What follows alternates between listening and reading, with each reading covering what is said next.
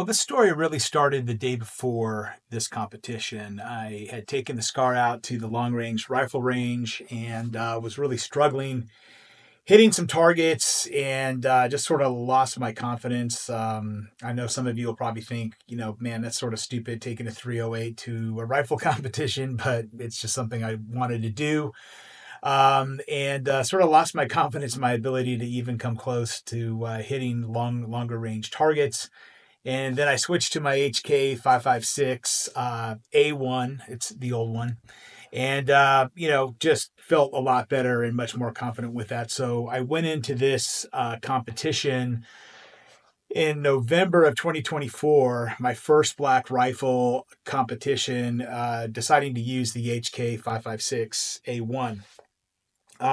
My journey sort of started with I've been, doing pistol competitions in the second half of 2024, trying to force myself to get into the competitive environment more, push myself there, overcome my fears of, failure and everything else that goes along with that. And as I started doing that, I wanted to, really start trying my hand at, working with rifles and pistols and just sort of pushing the envelope a little bit more. Maybe I should wait and just try to master pistol, but I can tell you I'll never master it.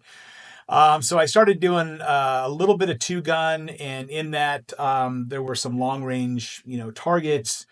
And then I got frustrated with that because my skill set definitely wasn't really good at all in terms of working with rifles, and experience level with rifles and long range shooting was pretty much minimal. So I really wanted to push myself, and out here where I'm at, not only do they have two gun, but they also have a dedicated rifle shoot called Black Rifle. And there, not only do you have sort of short range, you've got mid range, and you have long range targets anywhere from 3 to about 400 yards is what they would put into the long range category. So this was my first one. Obviously, I was pretty nervous, and not nervous about shooting it, but just nervous about making an ass out of myself and not being able to hit anything is sort of what makes me nervous. And for those of you thinking about doing that, all I can say is, look, no one gives a shit about you. Everyone's focused on their own personal time and trying to get better than themselves. Everyone started where you're sort of starting.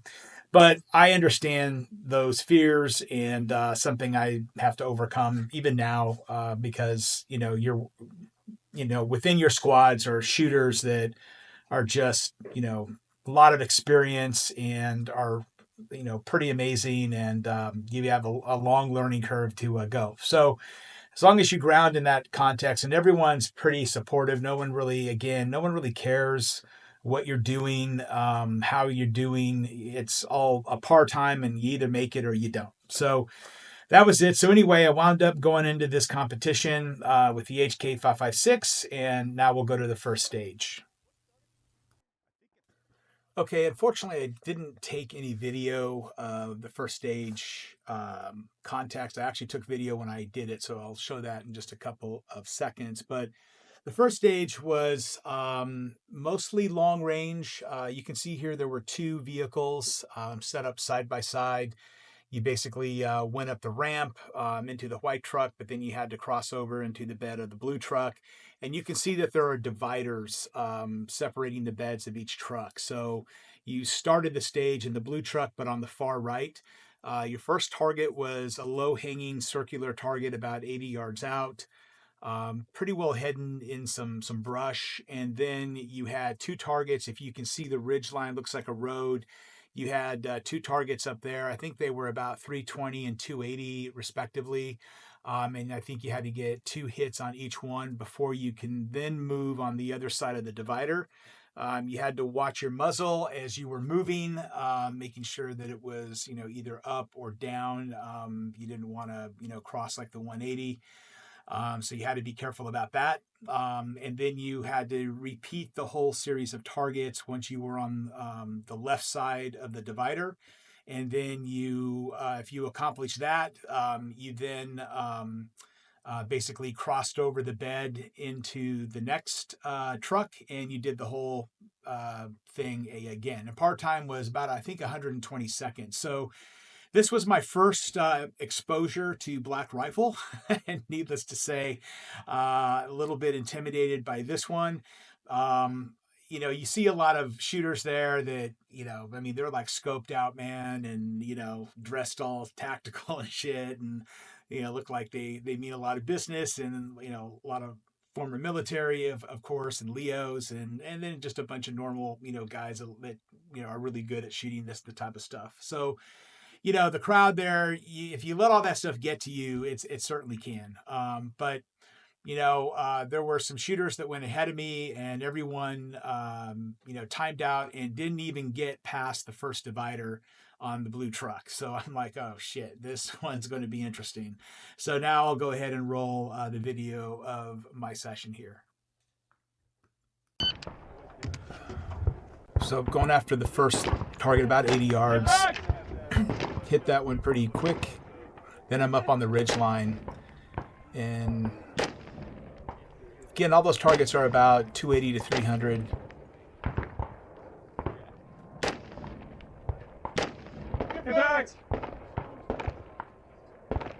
And then going for the second one. And now that I recall, I think there were 3 targets up on that ridge line versus 2. Yeah, there were 3. You're welcome. And again, using a magnifier here with a red dot. Again, trying to be careful coming across that divider. And then again, you just repeat the whole cycle now.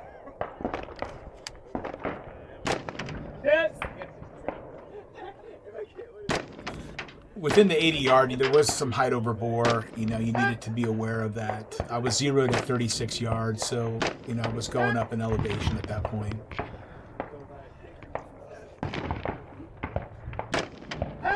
So I was really surprised that I even hit those things, especially after the other shooters had timed out.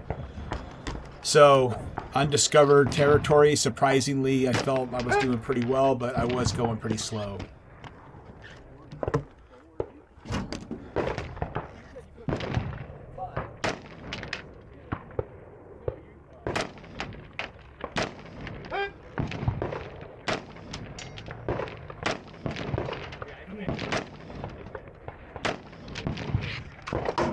And unfortunately, I had to do ammo change here, and that really cost me some time.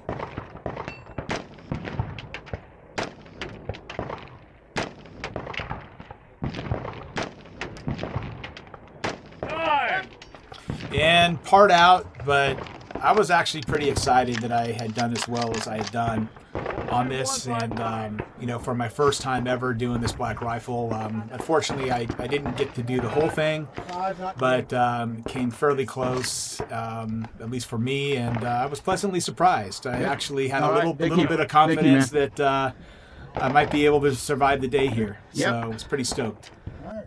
Okay, the next stage included a VTAC barrier, I think is what they call it. Then you had to go through these different shooting positions and hit, I think, a series of plates or hanging circles through each of the portals here, and then you had to shoot off to the side. This is my first experience ever with one of these type of barriers, so honestly, really didn't know what to expect here.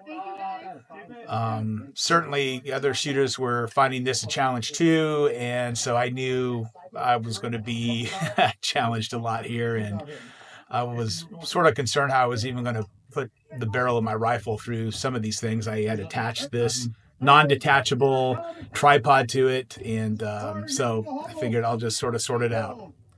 I'll do him. After him, somebody take this. And then they're just sorting out some of the timing issues there. Thank you. Or who was going to do what. Guys, don't forget we have paper. All right. Muzzle on the VTAC. Oh, can I just do a quick check? Yeah. Again, just wanted to make sure I had the right brightness setting. Muzzle. Okay. Are you ready? Yeah. Stand by.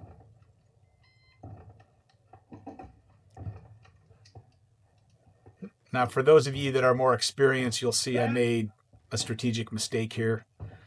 That other shooters informed me after I got through this barrier, and that is I was resting my barrel on the actual barrier itself, which can throw your accuracy off. So again, learning experience for me. Yeah, so after each portal, you had to go after one specific cardboard target. And so I think there were 4 cardboards and you had 4 portals you had to hit. You're on your barrel. It's the flipping it up. I don't know how much we're allowed to coach. There they were helping me out a little bit. Put your handguard on the. There you go. Right here? Yeah. Okay, gotcha. Thanks. That's why you're shooting high. That was a hit, by the way. Move on. Still high. Hey.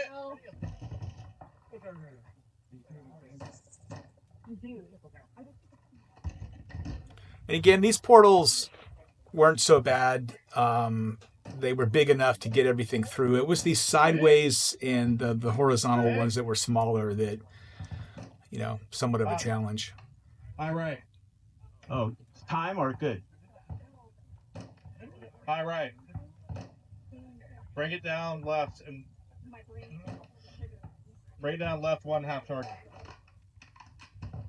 And again, another mag change and, you know, getting some coaching here, what I needed to do. High right, way high right. Of course, it's still difficult even when you're getting coaching. I mean, it helps, but, you know, you sort of get in this tunnel vision when you're shooting these damn things. And here I was just like, oh man, how am I even going to fit and turn this thing? Again, I had never experienced this type of obstacle before, and it was definitely a challenge. And there I'm just trying to figure out an angle and get that last target. Time. Yeah, and it killed me on this one for sure. 13084. So anyway, good learning experience, and you know, I call this my new nemesis now. This barrier here. So anyway, another unfortunately a part out on this one. So, but again, you know, learning and chalking it up to getting the experience that I need for these things. Okay, this next set of targets, they were up on this small little ridge, and you had to hit a series of targets and then move from your start box to the next box. And then once you had hit all of the targets, you then had to re-engage them all yet again. And that was basically that series of targets here. All right, so I'm up, and all my confidence has evaporated after the last stage. So my goal here was just to not par out. And there is a mag change at each one of these stations. I forgot to mention that. But you can see these little blue targets across the ridgeline, like right in front. And so the distances weren't all that great. A little bit of height over bore consideration based on what you're zeroed at, though. And my mag changes are pretty slow.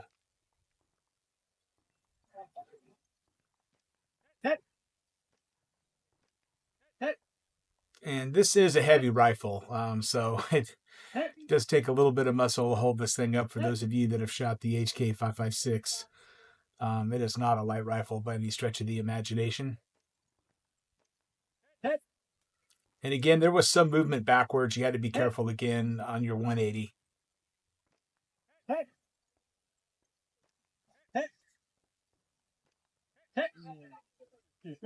All right, so anyway, I knocked this stage out, was able to make it and complete it before the time ran out. So again, I was feeling pretty good on this one. Okay, this next stage was interesting. They sort of had this fake house cutout, and you basically had to shoot a series of targets from each window. They were dispersed, I think, anywhere from 350 to 60 yards, and you had to, you know, go from set to set, both behind the windows here and then out on the little porch area, and that was basically the stage. Hardest part here was just determining, like, do I kneel? Do I just bend over and try to shoot through this window? But I decided to kneel just to get a little more stability. That first one was the shortest one. I think it was around 60 yards, and the rest were all further out. The hard part on some of these targets is they were camouflaged into the foliage. It was difficult to pick a few of them up. And then the ones further away were actually a little bit easier to see, but a little bit harder to hit. Here, I sort of struggle with the far one. Over the top of it. Over the top? Yes. And I have a tendency to, just get tunnel vision and just start banging rounds out when I'm missing a lot. So I've got to start thinking about how do I adjust my sight on some of these targets I'm having a harder time, to hit. Then you have to do the same series of targets twice again with through this different port.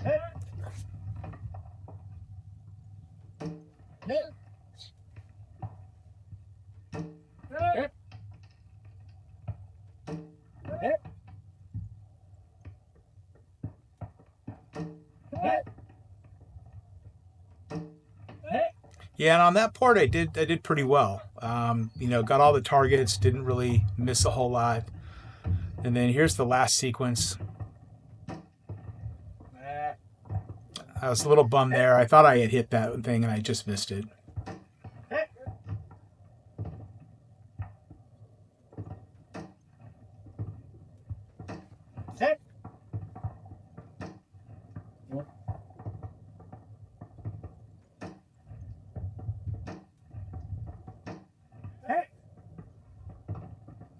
And then going for round 2 here.